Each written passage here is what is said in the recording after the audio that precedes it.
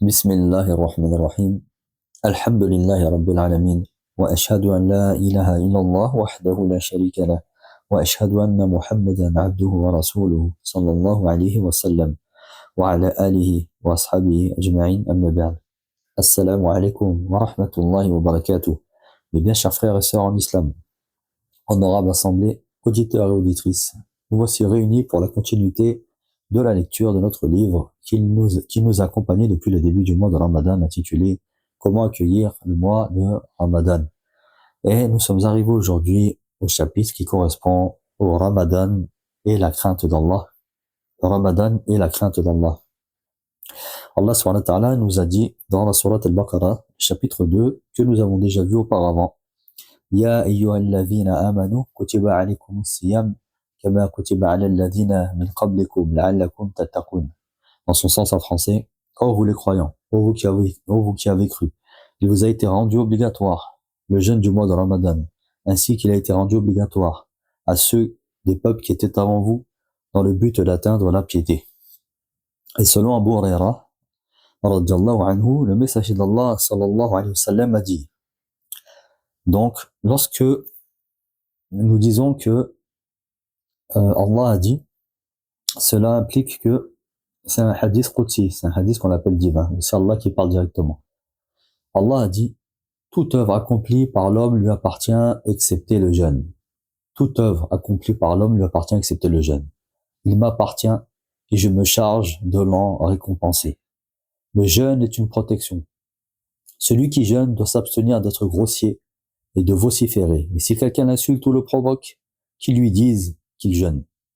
Par celui qui tient l'âme de Mohammed sallallahu alayhi wa sallam dans sa main, l'haleine du jeûneur est plus agréable pour Allah que l'odeur du musc. Le jeûneur éprouve deux joies, l'une quand il rompt son jeûne et l'autre quand il rencontrera son Seigneur. Et dans une autre version donc de ce hadith, de cette narration prophétique, Qudsi, chaque bonne action est récompensée 10 fois et jusqu'à 700 fois.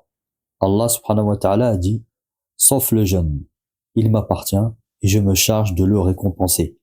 Celui qui jeûne s'abstient d'assouvir ses désirs et de manger pour moi. Allah subhanahu wa ta'ala, dans son immense grâce, multiplie les récompenses de ses serviteurs. Ainsi, une action à la base, elle est multipliée par 10. D'accord? Et elle peut être multipliée jusqu'à 700 fois. D'accord? Jusqu'à 700. Lorsqu'il accomplit les obligations, qu'il délaisse les interdits, qu'il s'écarte des pratiques déconseillées et qu'il se concurrence dans les offres surérogatoires. Quant au jeûne, par contre, il l'a associé à sa personne. Allah a associé le jeûne à sa personne. D'accord? En raison de sa noblesse et de son importance. Il n'a pas dévoilé la récompense et s'est contenté de dire c'est moi qui le récompense. Donc le jeûne, vous voyez mes chers frères et sœurs en islam, que là, Allah n'a pas dit qu'il le récompensait 10 fois, qu'il le récompensait 700 fois ou autre, mais il n'a pas donné le nombre de récompenses, la multiplication de récompenses que le jeûne a avec lui. Il n'a pas dévoilé sa récompense et s'est contenté de dire c'est moi qui le récompense. Que penses-tu de l'immense récompense qu'il accordera au jeûneur alors? Personne ne peut quantifier cette récompense, mais celui qui connaît Allah subhanahu wa ta'ala, qui sait que Allah c'est le très généreux, qui sait que Allah c'est le grand donateur, il connaît aussi cette récompense qui réjouira doublement le croyant. Quand on connaît Allah subhanahu wa ta'ala, mes chers frères et sœurs en islam, j'attire votre attention sur le fait de connaître Allah subhanahu wa ta'ala. On ne peut pas connaître Allah sans étudier ses noms, ses attributs, sans étudier qui il est, sans lire la parole d'Allah subhanahu wa ta'ala. D'accord? Pour aimer une personne, il faut la connaître. Plus on connaît une personne et plus on va l'aimer. Car on va s'apercevoir de ces immenses, des immenses bienfaits qu'Allah nous donne. On va s'apercevoir de ses noms et de ses attributs. On va s'apercevoir de ses grandes qualités qui sont parfaites et qui sont sublimes. Donc, c'est en connaissant Allah subhanahu wa ta'ala que nous allons pouvoir comprendre les récompenses dont il peut nous attribuer et nous allons comprendre qui il est réellement. Et Allah, c'est le très généreux. Et Allah, c'est le grand donateur. Et Allah, c'est le vivant. C'est celui qui subsiste par lui-même. C'est le plus grand. C'est le plus élevé. C'est celui qui est doté de la grandeur et de l'immensité. C'est celui qui est fort et celui qui est puissant. C'est celui qui est riche et qui est digne de louange, qui est plein de majesté et de noblesse. Rien ne le réduit à l'impuissance et rien n'est dur pour lui. Il n'a besoin de personne pour l'élever ou lui apporter quoi que ce soit. Allah n'a peur de personne. Il n'a pas peur que quelqu'un ne lui cause du tort ou diminue de son royaume. Il est le détenteur de la force et de la richesse absolue. L'obéissance des croyants ne lui sert à rien du tout. Sachez que le fait qu'on lui obéisse ou pas, ça n'enlève rien à Allah subhanahu wa ta'ala. Ça ne change rien à sa grandeur, à son immensité. Ça n'enlève rien à son royaume, à sa richesse ou autre. L'obéissance des croyants ne lui sert à rien. Et la désobéissance des pervers ne le gêne en rien du tout non plus. Les dons qu'il accorde à ceux qui lui demandent et ceux qui ne lui demandent pas ne diminuent en rien le contenu de ses trésors depuis qu'il a créé les cieux et la terre. Et ce, jusqu'au jour de la résurrection. Tous les êtres humains et les djinns ont besoin de lui, de même que les animaux, les plantes, les pierres, les terres, les vivants, les morts, et tous ceux qui peuplent les cieux et la terre. Et Allah subhanahu wa ta'ala nous dit dans la sourate 16, au verset 49 et 50, dans son sens en français. Devant Allah se prosterne tout être dans les cieux et sur la terre, de même que les anges qui ne refusent jamais par orgueil de l'adorer, poussés par la crainte de leur Seigneur qui est au-dessus d'eux, règne sur la création et dont ils mettent tous les ordres à exécution. Les anges, il faut savoir qu'ils ne désobéissent pas à Allah subhanahu wa ta'ala. Les anges ne désobéissent jamais à Allah subhanahu wa ta'ala. Ils font ce qu'Allah leur ordonne. Et Allah nous dit, dans la sourate 22, verset 18, « Ne sais-tu pas que devant Allah se prosternent toutes les créatures qui peuplent les cieux et la terre, de même que le soleil, la lune, les étoiles, les montagnes, les arbres, les animaux, et une grande partie des hommes, tandis que beaucoup d'autres sont voués au châtiment. Quiconque est humilié par Allah ne saurait être honoré. Allah agit toujours comme il le veut. » Et dans la sourate 20, verset 50, Allah subhanahu wa ta'ala nous dit dans son sens en français, « Allah accorde ses dons sans compter, et il est celui qui a assigné à chaque créature sa propre nature avant de la guider vers ce qu'il lui a prédestiné. » Allah nous dit donc, celui qui a assigné à chaque créature sa propre nature avant de la guider vers ce qu'il lui a prédestiné. Allah Ta'ala a guidé ses serviteurs à l'islam. Et ça, mes chers frères sur l'islam, c'est le plus grand bienfait. Le plus grand bienfait qu'on peut avoir, c'est d'avoir été guidé à l'islam. Il a guidé ses serviteurs à l'islam, leur a fait l'honneur d'envoyer pour eux Muhammad sallallahu alayhi wa sallam et de révéler sa parole, le Coran, durant le mois de Ramadan, dont les enseignements indiquent clairement aux hommes la voie du salut en leur permettant de discerner le vrai du faux afin de les sauver des ténèbres à la lumière. Il leur a promis une immense récompense pour leur accomplissement des obligations et leur évitement des interdits.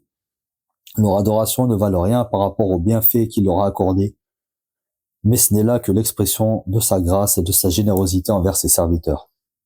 C'est lui, Allah subhanahu wa ta'ala, qui a créé, qui a guidé, qui aide et soutient, qui récompense et rétribue de la meilleure des manières. Comme il est immense, important, noble, miséricordieux et indulgent. Il ordonne de faire peu d'actions, mais récompense énormément. Le jeûneur se rapproche donc d'Allah subhanahu wa ta'ala par l'une des adorations qu'il aime le plus. Son caractère secret surpasse son aspect extérieur. Il fait apparaître la sincérité, la crainte, la beauté de la révérence dans toute sa splendeur. Effectivement, les chers frères et sœurs en islam, comme nous avons dit précédemment dans des cours, que le fait de jeûner, ça c'est un secret entre toi et Allah subhanahu wa ta'ala. Car les gens ne savent pas que tu jeûnes. Les gens ne peuvent pas savoir que tu es en train de jeûner. Et quand tu es chez toi, si tu as envie, tu peux manger, tu peux boire. Tu peux rompre ton jeûne, mais tu ne le fais pas, car tu sais qu'Allah te voit. Le jeûne réunit ainsi la beauté intérieure et extérieure. Tous les membres sont soumis à sa volonté, et le cœur est rempli d'amour et de sincérité. Et Allah Ta'ala est beau. Allah Ta'ala est beau et il aime la beauté. Il aime que son serviteur embellisse sa langue par la véracité, son cœur par la sincérité, l'amour, le repentir à la confiance en lui, et ses membres par l'obéissance. Il aime que son serviteur embellisse son corps en montrant ses bienfaits sur ses vêtements, en se purifiant de toute souillure apparente et abstraite, de toute saleté et pilosité détestable, et par le fait de se circoncire et de tailler les ongles. Le croyant connaît ainsi Allah par les attributs de beauté, et se fait connaître de lui par les belles œuvres, les belles paroles et le beau comportement. Il le connaît par la beauté qui est son attribut et l'adore par la beauté qui se manifeste dans sa religion et sa législation. Plus la connaissance d'Allah augmente dans son cœur, plus son lien et son désir de le rencontrer augmentent aussi. Son cœur est rempli d'amour et d'espoir d'obtenir la satisfaction d'Allah, sa rétribution et son paradis, mais aussi de crainte et de peur de subir sa colère et son châtiment. Et les gens ont des degrés de connaissance différents sur le sujet. L'imam Ibn al-Qayyim rahimahullah ta'ala a dit: les gens connaissent Allah par le biais de sa générosité, par le biais de sa munificence et de sa bienfaisance, par le biais de son pardon, de son absolution des péchés et de son indulgence, de sa rigueur et de sa vengeance, de sa science et de sa sagesse, ou encore de sa puissance et de sa suprématie. D'autres personnes encore le connaissent à travers sa miséricorde, à travers sa bonté et sa douceur. D'autres par le biais de la domination, de sa possession. Enfin, d'aucuns le connaissent parce qu'il répond à leurs invocations, les secourt dans la détresse et subvient à leurs besoins. Ceux qui le connaissent le mieux, en revanche, sont ceux qui le connaissent par le biais de ses paroles. Ceux qui connaissent le mieux Allah, c'est ceux qui le connaissent par le biais de ses paroles. Ils découvrent ainsi un Seigneur, présentant tous les attributs de la perfection et les caractéristiques de la magnificence. Rien ne lui est équivalent. Et il est exempt de tout défaut et de toute tare. Il possède les plus beaux noms et les meilleurs attributs, et Allah fait ce qu'il veut. Et il est au-dessus de sa création, tout en étant proche d'elle. Il est capable de tout et gère tout. Il ordonne, interdit et prononce ses paroles religieuses et universelles. Il est le plus grand, et il est le plus beau, et rien ne lui ressemble. Il est le plus miséricordieux des miséricordieux. C'est le plus puissant des capables et le plus sage des sages. Le Coran a été révélé pour que les serviteurs apprennent à connaître leur Seigneur, à connaître le chemin qui mène à lui et le sort réservé à ceux qui cheminent vers lui. Les jeûneurs sont les plus en droit de connaître Allah et de le vénérer afin d'obtenir une immense récompense au jour de la résurrection. Plus le jeûneur connaît Allah, plus il se rapproche de lui et plus sa récompense est grande. En effet, il associe le jeûne qu'Allah rétribue de la meilleure des manières à sa connaissance qui le pousse à jeûner et adorer Allah comme s'il le voyait. Il ressent son observation constante en secret et en public. Peu importe pour lui qu'il adore Allah, isolé ou en public, car il sait parfaitement qu'Allah le voit à chaque instant.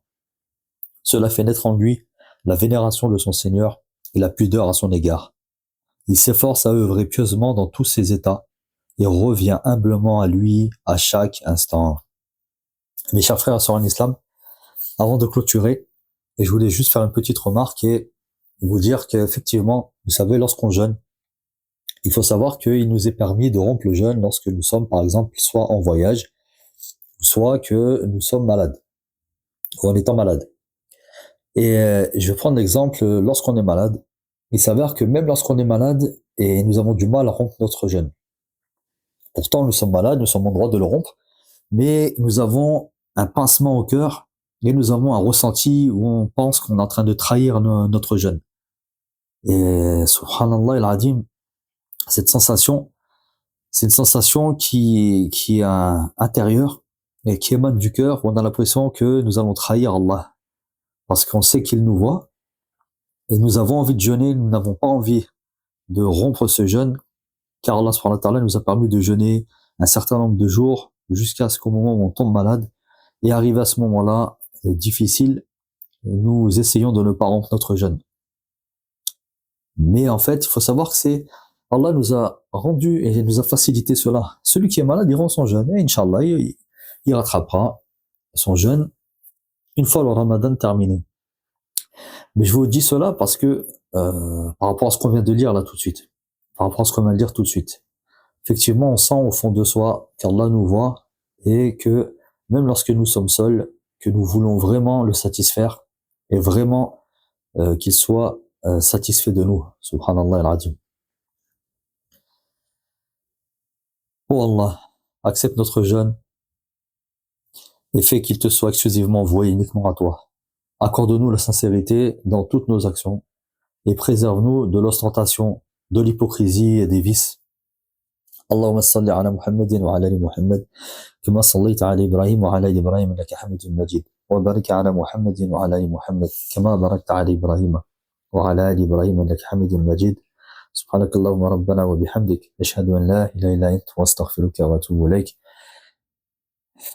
Allah Ta'ala wa alam. Et il faut savoir, mes chers frères en islam, que toute parole profitable, bénéfique et véridique que vous aurez pu écouter aujourd'hui ne peut provenir que de Allah seul, de par sa miséricorde, sa grâce et sa bonté, et que toute erreur, toute confusion, tout oubli ne peut provenir que de moi-même ou de Shaitan. Et je vous dis à la prochaine rencontre, Inch'Allah, si Allah le permet. Wassalamu alaikum wa rahmatullahi wa barakatuh.